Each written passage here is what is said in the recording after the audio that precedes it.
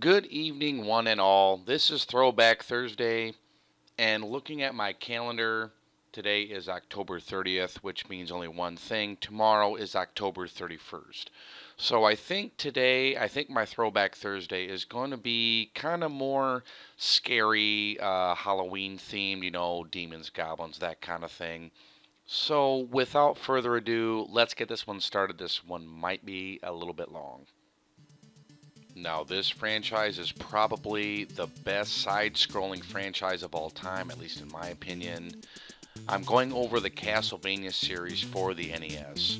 Now, according to Castlevania Wiki, 1986, wow, that was a long time ago, it came out for the NES by Konami.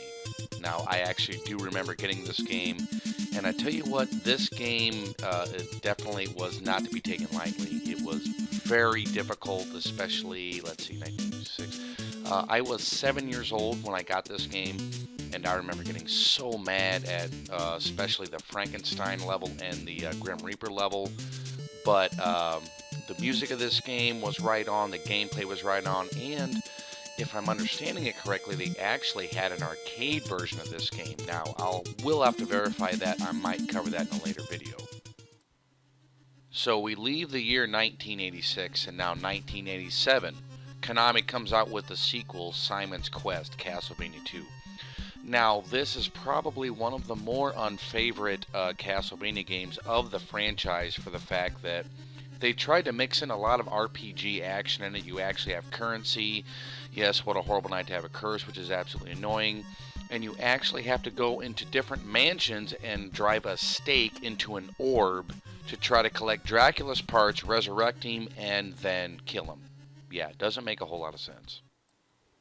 And Castlevania did not stop there. Come around 1990, Castlevania 3 Draculas Curse was released on the NES in North America. Now, in my opinion, this was probably one of the best games on the NES at this time.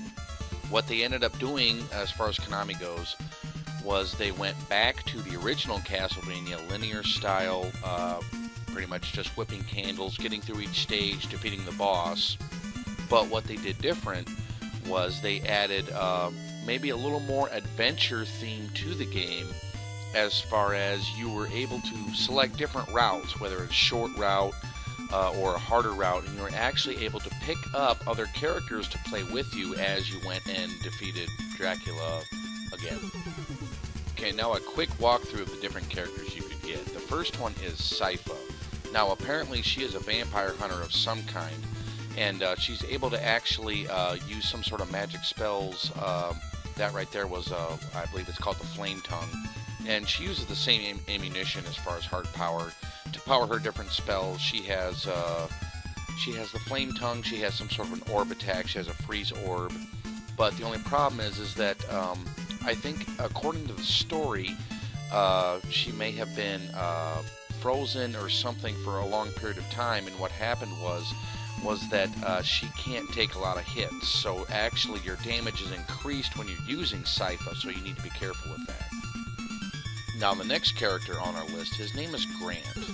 Now you find him at the top of the clock tower, and after you defeat him, apparently he says he's having a dream, he was a ghost or whatever. So if you decide to take him with you, you have to make your way back down the clock tower. Now Grant's advantages are he's pretty quick.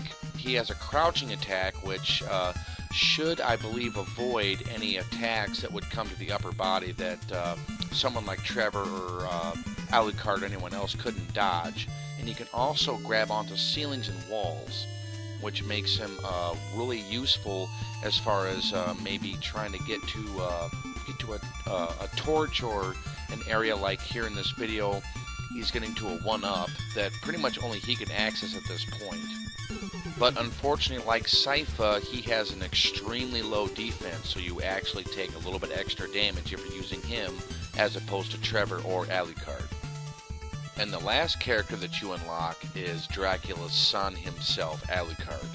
Now, Alucard is pretty simple and straightforward. His power-ups simply include the same whip power-ups that you get for Trevor.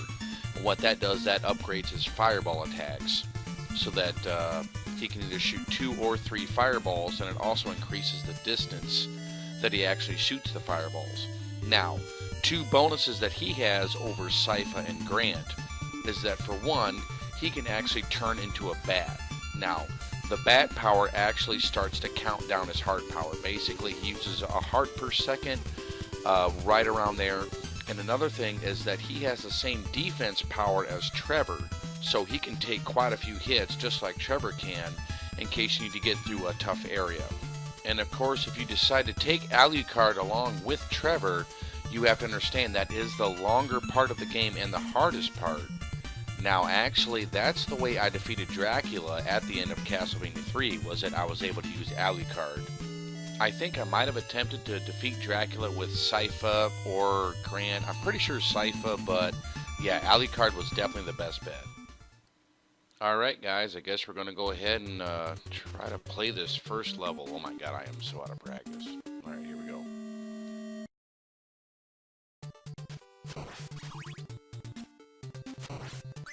Now, who'd have thunk that playing this game, whipping torches and these, I don't know, giant thing. Let's see if I can get the hidden money. Oh, okay. Alright, not a big deal. Not a big deal.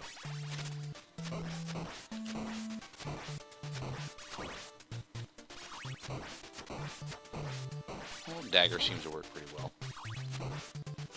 But you want to know what? I don't think the dagger really has any real usefulness as far as, get that damn cat. The dagger really doesn't have a lot of usefulness as far as any sort of level help or anything like that. I mean, sometimes the axe isn't bad. Yeah, definitely take the holy water over that. You see, let's do that. And actually, there's a trick you can do with the holy water, where if you just keep destroying multiple enemies like so, for one, you'll get a lot more points, which will help you get a 1-up. Nope, that was a bad mistake. But it also increases your chance, there you go, to get a double shot. But I'm not going to waste a whole lot of time, not with the holy water. I mean, holy crap. Okay, we're done with Area 1, off to Area 2. Okay, Bat, you just got killed with holy water, so how does that feel? Okay, we're going to eat a pork chop that was in the wall for probably a couple hundred years, so if I get something like gangrene or something like that, I mean, pay no mind. It's all, you know, it's all part of the act.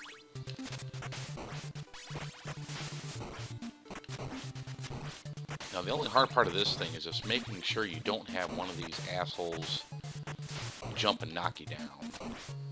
Could probably pick up that big heart, but I'm not going to be that concerned about it.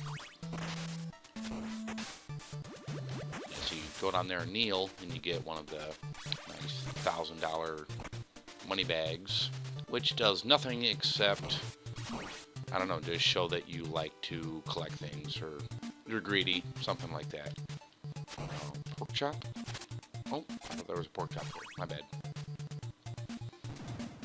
Okay, we're done with Area 2. Now we're on to Part 3 of Stage 1. This should be the final area, if I remember correctly. And that should be an invincibility potion up there. And it's kind of unfortunate that you don't get the boomerang on level 1. Oh, watch, I do not want that. Now, some of the later stages, like Dracula's stage, it's actually not a bad item to have. I'm not going to lie. Okay, yeah. I'm going to pick this guy up. Maybe we'll see what we can do to try to get a double shot or triple shot before we take on the boss.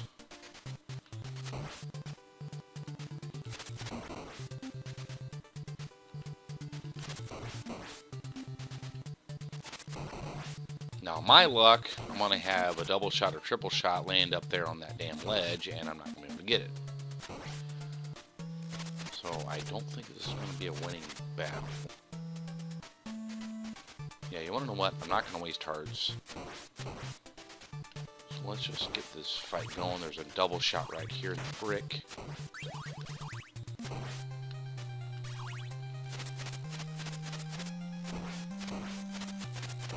Now he's probably going to hit me. I'm not going to be able to avoid it. Oh, wow.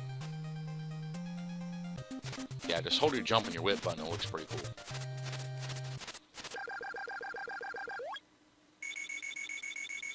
And that, my friend, is how you beat stage 1. Alright, appreciate you guys for watching the video. Stay tuned. Till next time.